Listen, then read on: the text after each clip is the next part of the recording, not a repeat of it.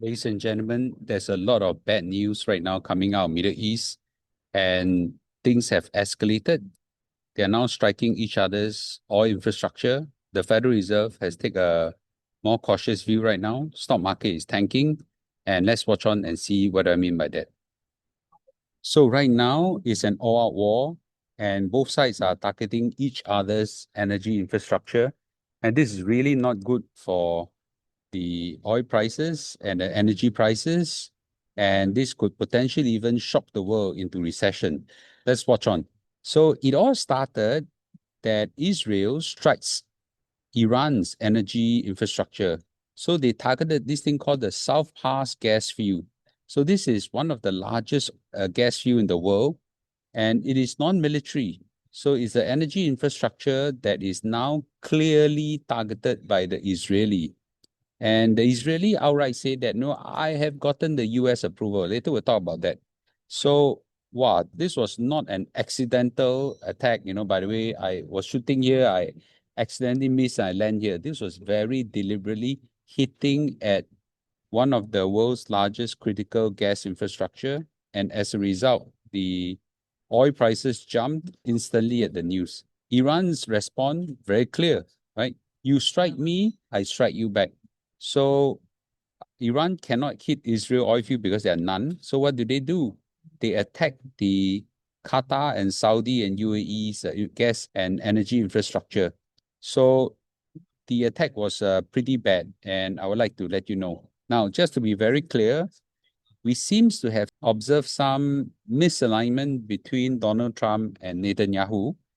Donald Trump outright said that we were not consulted before Israeli attacked the Iranian South Pass energy fields.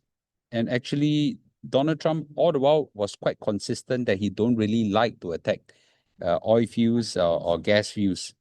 But I think Israeli outright say that, we gotten the US approval on this, or at least we informed them and got their green light.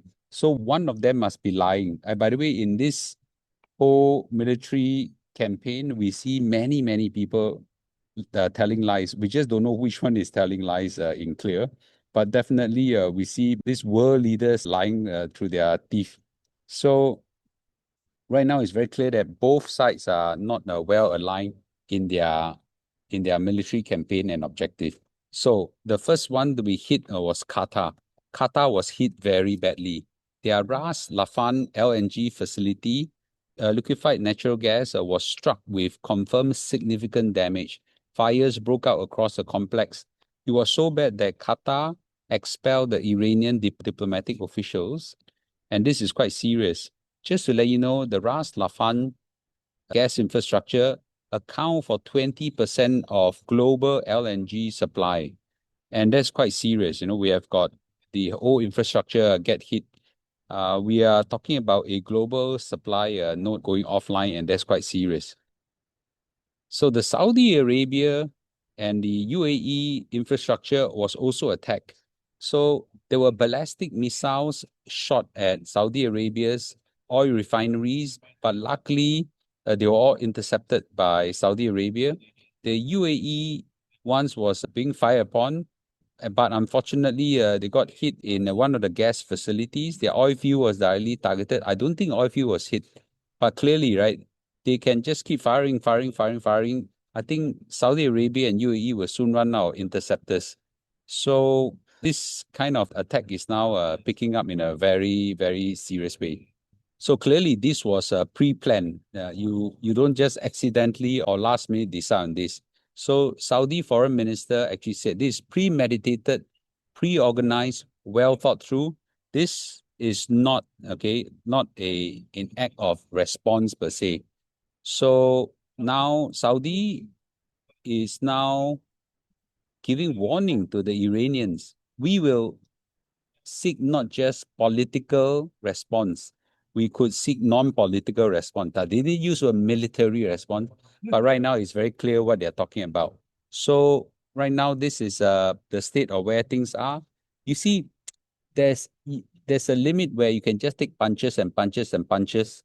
At some point in time, you can return the punch. So the Middle East countries, I think, are soon, once pushed over the edge, will respond. Now, we know that Strait of Hormuz is the key choke point right now. Very few tankers there to go through. And this is the single biggest point of control right now that Iran has on the rest of the global companies and countries. And interestingly, news has broke out. The Iranians have started planting sea mines in the Straits of Hormuz. Sea mines are very dangerous. They're easy to plant and very difficult to remove and very lethal. So if you want to remove the sea mines, it's a long and painful process. And it requires mine sweepers to come in and slowly clear them. And it is a real serious risk. So I always wonder how few Iranian ships manage to sail through with sea mines inside. Maybe there are dedicated paths that can go through, but the sea mines right now is very serious. In the 1970s, during the oil embargo, I think there were some sea mines being laid, and one U.S. Warcraft was being hit, and it was totally destroyed. So sea mines are actually very dangerous, and this is what get Donald Trump very frightened as well. So oil price is creeping up as we speak. This morning, the Brent crude oil hit 110 over dollars. Now it's about 108, 105, but it's still creeping up higher and higher. WTI also creeping up as well. So the oil prices are creeping up, and we are quite clear that many countries right now are running low on their reserve. It will take time to clear, but once they run out of their reserve, wow, I think mayhem will fall. So the bigger crisis is actually LNG. So Europe and Asia are going to be hit very badly because Qatar's LNG, even if the channel were to go through now, the LNG facilities are being hit. So I think repairs need to come in. I don't know what it takes to repair, how long will it take to repair, or is it irreparable? I don't know, but the LNG facilities being hit is a very big thing. Now, something that we don't talk about a lot is that food is right now being hit. And this is the planting season where many of the grain planters across the world needs fertilizers, and a large part of the fertilizer supply comes from the Straits of Hormuz, 50% to be precise. And unfortunately, if this is not being met, we're going to have a problem as well in terms of food supply in many countries. Clearly, inflation will go up in a massive way.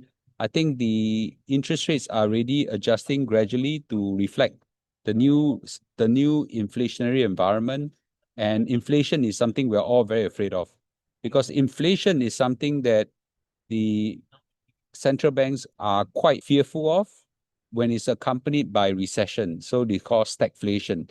Once you hit stagflation, most monetary authorities, especially the Fed, is powerless to deal with it. So talking about the Federal Reserve yesterday came out and announced that they will not change the interest rate, but they are very concerned there could be inflationary risk coming forward.